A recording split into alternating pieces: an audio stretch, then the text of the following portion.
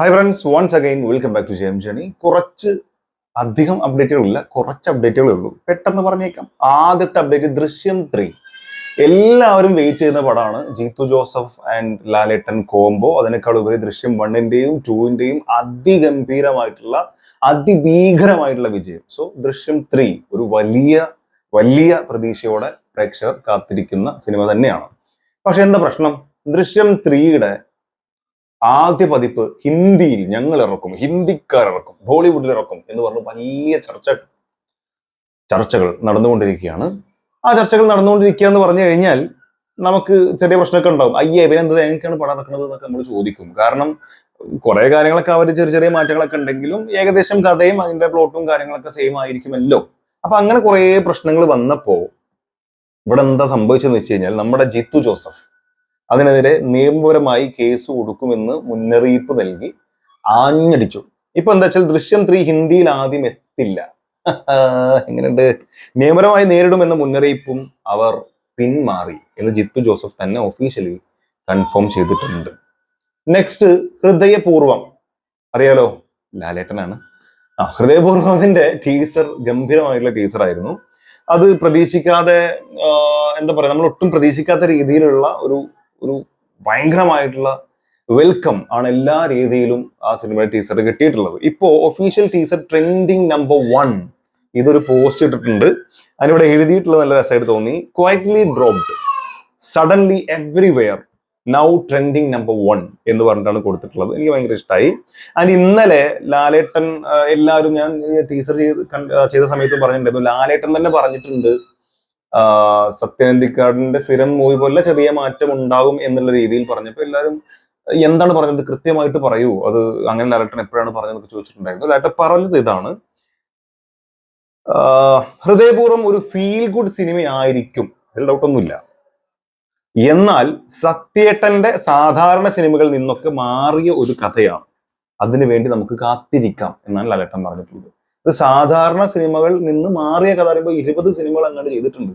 ഒരുപാട് സിനിമകൾ, means 20 cinema എന്ന് പറഞ്ഞാൽ ചെറിയ പരിപാടിയൊന്നും അല്ല. വന്ന പടങ്ങളൊക്കെ വൻ ഹിറ്റുകളുമാണ്. അങ്ങനെ നോക്കുമ്പോൾ ആ 20 സിനിമ എന്ന് പറഞ്ഞാൽ ഒഴിച്ചുകൂടാൻ പറ്റാത്ത സിനിമകൾ. ലാലേട്ടന്റെ ഹിസ്റ്ററി തന്നെ നമ്മൾ എടുത്തു കഴിഞ്ഞാൽ എത്ര നമുക്ക് എണ്ണി പറയാൻ പറ്റാത്ത രീതിയിലുള്ള സിനിമകൾ. ഓർത്തരത്തിൽ തന്നെ ഒരുപാട് പേരുകൾ ഓർമ്മയിലേക്ക് വരും. അതിൽ ഏറ്റവും പ്രധാനപ്പെട്ട, ഏറ്റവും ഇമ്പോർട്ടന്റ് ആയിട്ടുള്ള സിനിമകളിൽ സ്ഥാനം പിടിക്കാൻ സ്ഥാനം പിടിച്ചിട്ടുള്ള സിനിമകളാണ് സത്യനന്ദിക്കാട് ലാലേട്ടൻ കോംബോയിൽ വന്നിട്ടുള്ളത്. 20ാമത്തെ സിനിമയാണിത്. 20 സിനിമകളിലെ 19 സിനിമകൾ 20ാമത്തെ സിനിമയാണ് ഇത്. ലാസ്റ്റ് വന്നിട്ടുള്ളത് എന്നും എപ്പോഴും ആയിരുന്നു എന്നാണ് എൻ്റെ ഒരു വിശ്വാസം. 20ാമത്തെ സിനിമ ഇത് ഹൃദയപൂർവ്വം. സോ ഇങ്ങനെയാണ് ലാലേട്ടൻ പറഞ്ഞിട്ടുള്ളത്. ഇനി നെക്സ്റ്റ് നമുക്ക് പറയാനുള്ളത് നമ്മുടെ നടി ശൃന്ദ കുറച്ചായിട്ട് സിനിമയിൽ നിന്നൊക്കെ മാറി നിൽക്കണം. അപ്പൊ എല്ലാവരും പറഞ്ഞു, ചാൻസ് പോയോ, ശൃന്ദ നിർത്തിയോ എന്നൊക്കെ ചോദിച്ചിട്ടുണ്ടായിരുന്നു. ആട് 3-ൽ മേ ബി ഉണ്ടായിരിക്കാം, ആട് 2-ൽ ഉണ്ടായിരുന്നു, 3-ൽ ഉണ്ടാവും, നമുക്ക് വിശ്വസിക്കാം. എന്തായാലും നടി ശൃന്ദ സംവിധായകയാകുന്നു. നിർമ്മാണം അൻവർ റഷീദ്, നായകൻ സൗബിൻ ഷാഹിർ, തിരക്കഥ ബെന്നി പി നായരമ്പലം. നല്ല കിടിലൻ കോംബോ ആണ് വന്നിട്ടുള്ളത്. ബെന്നി പി നായരമ്പലം തിരക്കഥ, പ്രതീക്ഷിക്കാം.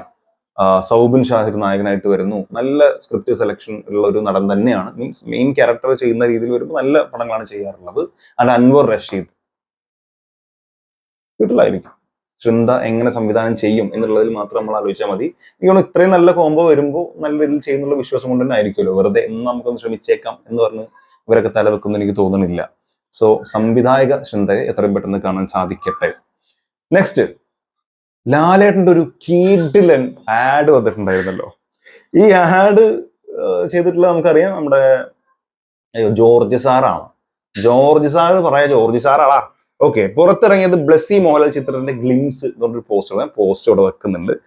ഫിലിം ഫാക്ടറിയിലാണ് വന്നിട്ടുള്ളത്. കുറെ ആളുകൾ അയച്ചു തന്നിട്ടുണ്ടായിരുന്നു. ബ്ലെസ്സി ചിത്രത്തിൽ Mohanlal cross dresser serial killer എന്നാണ് പറഞ്ഞിട്ടുള്ളത്. എൻ്റെ അവിടെ ഒരു പോസ്റ്റൊക്കെ അവർ ഇട്ടിട്ടുണ്ട്. ആ പോസ്റ്റൊക്കെ ഈ പോസ്റ്റിന്റെ ഉള്ളിൽ കൊടുത്തിട്ടുണ്ട് മറ്റൊരു പോസ്റ്റ്. അങ്ങനെ ഒരു സംഭവം വന്നിട്ടുണ്ട്. പക്ഷേ സംഭവം എന്താ വെച്ചാല് കുറെ ആളുകൾ ഇതിനെ നോക്കിയിട്ട് കമന്റ് ഇട്ടിട്ടുണ്ട്, എന്ത് പൊട്ടത്തരാണല്ലോ എന്നൊക്കെ ചോദിച്ചിട്ട്. സംഭവം ബ്ലെസ്സി സിനിമയിൽ ലാലേട്ടൻ ഈ പറഞ്ഞൊരു ക്രോസ് ഡ്രസ്സർ കില്ലർ ആണ് എന്നുള്ളത് പറഞ്ഞു കേട്ടിരുന്നു. ഇത്തരത്തിലൊരു ഐഡിയയും അവർക്ക് ഉണ്ടായിരുന്നു. പക്ഷെ ഇത് പക്ക അവർ ചെയ്തിട്ടുള്ള ആഡ് തന്നെയാണ്. മേ ബി അതിൽ നിന്ന് ആ സിനിമ എന്താ വെച്ചാൽ ആ സിനിമ ഉപയോഗിച്ചിട്ടുണ്ട്, ആ ത്രെഡ് ഉപയോഗിച്ചിട്ടുണ്ട്. ആ സിനിമ ഇനി നടക്കുമെന്ന് തന്നെ നമുക്ക് അറിയില്ല. ഇനി നടക്കുകയാണെങ്കിൽ തന്നെ ആ ത്രെഡ് അല്ല അതിൽ വരുന്ന, അല്ലെങ്കിൽ ക്യാരക്ടറിന്റെ സ്വഭാവം അങ്ങനെയല്ല എന്നുള്ളത് കൺഫേം ആയിട്ടുള്ളതാണ്. ഒരു പക്ഷേ അത് അറിഞ്ഞിട്ടുള്ള ഈ ജോർജ് സാറും ടീമും ചിലപ്പോൾ അതൊരു ത്രെഡായിട്ട് ഒരു തീമായിട്ട് എടുത്തേക്കാം, അത് നമുക്കറിയില്ല. അല്ലെങ്കിൽ ആ ഡ്രസ്സൊക്കെ ചിലപ്പോൾ അതിന്ന് ഇൻസ്പയർ ആയിട്ടൊക്കെ എടുത്തേക്കാം, അതൊന്നും നമുക്കറിയില്ല. ബട്ട് ഇത് ചിത്രത്തിന്റെ ഗ്ലിംസ് ഒന്നും അല്ല, അത് പരസ്യം തന്നെയാണ്. അതിപ്പോ എല്ലാവർക്കും ബോധ്യപ്പെട്ടിട്ടുണ്ടാവും. പക്ഷെ ഇതിപ്പോ ഇന്നലെ വന്ന പോസ്റ്റാണ്, അതുകൊണ്ടാണ് ഞാൻ പിന്നെ ഇത്ര എന്തെല്ലാണ്ടൊരു പോസ്റ്റ് വരുമ്പോൾ നമ്മൾ പറയണല്ലോ. അപ്പോൾ അത് പോട്ടെ. നെക്സ്റ്റ് നമുക്ക് പറയാനുള്ളത് രാമായണം, സോങ്ലെസ് രാമായണം എന്ന് പറഞ്ഞില്ല, പാട്ടുകളില്ല, ഇതാണ് പറഞ്ഞിട്ടുള്ളത്. Nitesh Tiwari's Ramayana suggest the film may not have full songs. Full പാട്ടുകളൊന്നുമില്ല, മുഴുവനായിട്ട് 4-5 മിനിറ്റിന്റെ പാട്ട്. But only short background tracks to suit scenes. സീനുകൾക്ക് ചേരുന്ന ഷോർട്ട് ബാക്ക്ഗ്രൗണ്ട്സ് ആ രീതിയിലുള്ള മാത്രമേ ഉണ്ടാവുള്ളൂ. ചിലപ്പോൾ ചെറിയ 2 വരികൾ ഇങ്ങനെ പാടുക, സ്ലോയിൽ, അങ്ങനത്തെ പരിപാടിയല്ലോ, അതായിരിക്കും. The makers reportedly want A more realistic and story driven approach. However, this update hasn't been officially confirmed yet. അതായത് ഈ അപ്ഡേറ്റ് ഒഫീഷ്യലി കൺഫേം ആയിട്ടില്ല. പക്ഷെ പാട്ട് ഉണ്ടാവില്ല എന്നുള്ളത് ഇതിന് മുമ്പ് തന്നെ ചർച്ച വന്നിട്ടുണ്ടായിരുന്നു. കാരണം 2 പാർട്ടായിട്ട് ചെയ്യാനുള്ള വലിയ സംഭവം ഉള്ളതുകൊണ്ട് തന്നെ പാട്ടിന് മാത്രമായിട്ട് ഒരു സമയം കൊടുക്കാനില്ല എന്ന രീതിയിലൊക്കെ ആദ്യമേ ചർച്ച വന്നിട്ടുണ്ടായിരുന്നു. നമ്മൾ ചിന്തിക്കുമ്പോൾ കറക്റ്റ് ആണ്. 2 പാർട്ടായിട്ട് വരികയാണ്, വലിയ കഥയാണ് ഇവർക്ക് പറയാനുള്ളത്. അതിൽ 5 മിനിറ്റ് വെച്ച് പാട്ടുകൾ കൊടുത്തു കഴിഞ്ഞാൽ സമയം ഉണ്ടാവാൻ യാതൊരു സാധ്യതയില്ല. എന്തായാലും ഫസ്റ്റ് പാർട്ടിൽ പാട്ട് ഉണ്ടാവില്ല എന്ന് തന്നെയാണ് കേട്ടിട്ടുള്ളത്. മേ ബി മിഥിലയിലെ രാജകുമാരനെ കണ്ടുമുട്ടുന്ന പരിപാടികളൊക്കെ വരുമ്പോൾ സീത ആയിട്ട്, മിഥില തന്നെയല്ലേ, തെറ്റിയോ, പൊങ്കാല വരെ, അപ്പോ സീതയുമായിട്ട് വരുന്ന സമയത്തൊക്കെ എന്തെങ്കിലും ചെറിയ 2-3 വരികളൊക്കെ പാടുന്നത് ഉണ്ടാവാം, അത്രേ ഉണ്ടാവാൻ സാധ്യത ഉള്ളൂ. ബാക്കി നമുക്ക് വരാം. പാട്ടൊന്നും അല്ലെങ്കിൽ നമ്മൾ കാണുക വേറെ കാര്യം. ഇനി പറയാനുള്ളത് നമ്മുടെ ലാലേട്ടന്റെ ഒരു പോസ്റ്റ്.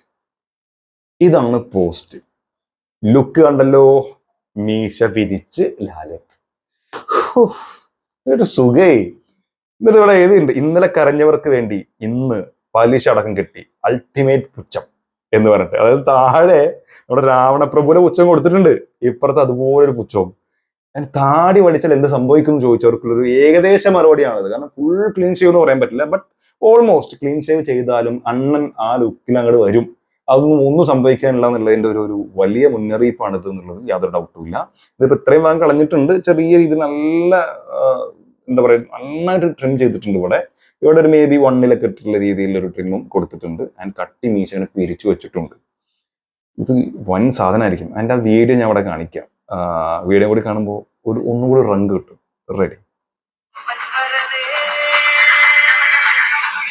പാട്ട് നമുക്ക് വേണ്ട, ചിലപ്പോൾ പണി കിട്ടും. പക്ഷെ പാട്ട് ഞാൻ കുറക്കട്ടെ, എന്തിനാ വെറുതെ കോപ്പറേറ്റ് പണിയുന്നത്. അണ്ണം വരുന്നുണ്ട്, ലൈറ്റ് മുഖത്തേക്ക് അടിക്കുന്നുണ്ട്. ഇതേ കൈയടിക്കേണ്ട ആൾക്കാര് കുറച്ചും കൂടെ ആയിട്ടുണ്ടായി കറക്റ്റ് ആയിട്ട് കാണാൻ കഴിയുന്നു.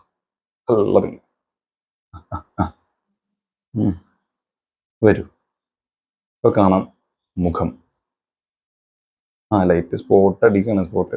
ആഹാ, അന്തസ് മാറിക്ക് വരണേ. അതിൻ്റെ ഉള്ള തലേ കണ്ടല്ലോ, ഇതാണ് ഒറിജിനൽ സംഭവം. കുറെ ആൾക്കാര് ഇത് AI ആണോ എന്നൊക്കെ ചോദിച്ചിട്ടുണ്ട്. AI അത്ര റിയലിസ്റ്റിക് ആയതുകൊണ്ട് വിശ്വസിക്കാൻ മടി. ലാലേട്ടൻ മീശയൊക്കെ പിരിച്ച് താടി കത്തൻ ട്രിം ചെയ്ത് വരുമ്പോൾ വിശ്വസിക്കാൻ എന്തോ ഒരു മടി ചില ആളുകൾക്ക്. അങ്ങനെ ഉണ്ടോന്ന് എനിക്കൊരു ഡൗട്ട്. എന്റെ തെറ്റാണെങ്കിൽ ക്ഷമ ചോദിക്കുന്നു. അപ്പൊ അങ്ങനെ സംഭവം. ഇനി പറയുന്നത് വിഷ്ണു മഞ്ജുവിന്റെ ഒരു ഭയങ്കരമായിട്ടൊരു കിടിലൻ പോസ്റ്റാണ്. വിഷ്ണുസ് രാമായണ കാസ്റ്റ്. ആരാണ് വിഷ്ണു വെച്ചാൽ കണ്ണപ്പയിലെ നായകൻ. കണ്ണപ്പ കണ്ടിട്ടുള്ളവർക്ക് അറിയാലോ ആളുടെ റേഞ്ച് എന്താണെന്നുള്ളത്. സൂര്യ ശിവകുമാർ ലോഡ് രാമ. കാരണം പുള്ളി കുറെ കാലം കഴിഞ്ഞിട്ട് പുള്ളിന് മുമ്പിൽ ഓൾറെഡി കാസ്റ്റ് ഉണ്ട് എന്നാണ് പുള്ളി പറഞ്ഞിട്ടോ. എന്നിട്ടൊരു എന്താ പറയുക, ഒരു അഭിമുഖത്തിൽ കൊടുത്തിട്ടുള്ളതാണത്. ലോഡ് രാമയായിട്ട് വരുന്നത് സൂര്യ ശിവകുമാർ. പൊളിക്കും. ആലിയ ഭട്ട് സീത, എൻ കല്യാൺ റാം ലക്ഷ്മൺ, മോഹൻ ബാബു രാവണൻ, വിഷ്ണു മഞ്ജു ഹനുമാൻ, പുള്ളി ഹനുമാനായിട്ട്, കാർത്തി ഇന്ദ്രജിത്ത്, സത്യരാജ് ജഡായു. ഇങ്ങനെയാണ് കാസ്റ്റ് പറഞ്ഞിട്ടുള്ളത്. എന്താ ചെയ്യുക, ഞാൻ ആയിക്കോട്ടെ. രാമായണ എന്ന് പറയുന്നത് ഓൾറെഡി ഇറങ്ങുകയാണ് പടം. ഇതല്ലാതെ കുറെ ആൾക്കാർ വേറെ കുറെ കാസ്റ്റ് പുറത്തു വിടുന്നുണ്ട്. എനിക്ക് തോന്നുന്നുണ്ടോ ഇനിയൊരു രാമായണ സംഭവിക്കുന്നു? എനിക്ക് തോന്നുന്നു ഇപ്പൊ വരുന്ന നിതേഷ് തിവാരിയുടെ രാമായണ, അതായത് രൺബീർ കപൂർ, സായി പല്ലവി, അതുപോലെ നമ്മുടെ യശൊക്കെ രാവണനായിട്ട് വന്നു കഴിഞ്ഞാൽ പടം നമ്മൾ വിചാരിച്ച പോലെ അവർ സെറ്റ് ചെയ്ത് കഴിഞ്ഞാൽ നിങ്ങൾ ആലോചിച്ചു, അതിന്റെ മുകളിൽ ഒരു രാവണൻ പിന്നെ വെക്കാൻ പറ്റുമോ? എനിക്ക് തോന്നുന്നില്ല പറ്റുന്നു. കാരണം അമ്മാതിരി സ്ക്രീൻ പ്രസൻസ് ആയിരിക്കും. അപ്പൊ അവിടെയാണ് ഇവര് വേറെ കുറെ ആൾക്കാരെ പറയുന്നത്. നെവർ, അത് നടക്കാൻ യാതൊരു സാധ്യതയില്ല. ഇത് പുള്ളിന്റെ ആഗ്രഹം പറഞ്ഞാണെന്നാണ് കേട്ടത്. അതല്ലാതെ കുറേ പോസ്റ്റുകൾ ഇന്നാളിത് അവിടെ നിന്ന് പുതിയ പടം വരുന്നൊക്കെ പറഞ്ഞ പോസ്റ്റുകൾ കാണുന്നത് ഫേക്ക് ആണ്, വിശ്വസിക്കാതിരിക്കും. ഒരു ഒഫീഷ്യൽ കൺഫർമേഷനും അത് വന്നിട്ടില്ല. കാരണം നമ്മൾക്ക് തന്നെ കുറെ ആൾക്കാരെ അയച്ചു തരാറുണ്ട്, അതോടെ വെക്കണ്ടെന്ന് വെച്ചിട്ടാണ്. പിന്നെ വിഷ്ണു മഞ്ജു ഇതിന്റെ കാസ്റ്റ് പറയുമ്പോൾ വെക്കണം, കാരണം കണ്ണപ്പ അമ്മാതിരി പടമായിരുന്നു. സോ പുള്ളിന്റെ വിഷൻ എത്രമാത്രം ഉള്ളത് വെച്ചൊന്നുകൂടെ കാണിക്കാം എന്നുള്ളത് കൊണ്ട് പറഞ്ഞു എന്നുള്ളത് മാത്രമേ ഉള്ളൂ. പിന്നെ സൂര്യ കർണനായിട്ട് വരുന്നൊക്കെ പറഞ്ഞ് കുറെ പോസ്റ്റുകൾ നമ്മൾ കണ്ടിരുന്നല്ലോ. അതിന്റെ ഇടയിൽ സൂര്യ ഇനി രാമനായാലും എങ്ങനെ ഉണ്ടോന്നൊക്കെ പറഞ്ഞിട്ട് പോസ്റ്റുകൾ ഇറങ്ങാൻ തുടങ്ങിയിട്ടുണ്ട്. അതൊക്കെ ഈ വിഷ്ണു മഞ്ജു പറഞ്ഞതിന്റെ പുറകിലാണോ എന്ന് എനിക്ക് അറിയില്ല.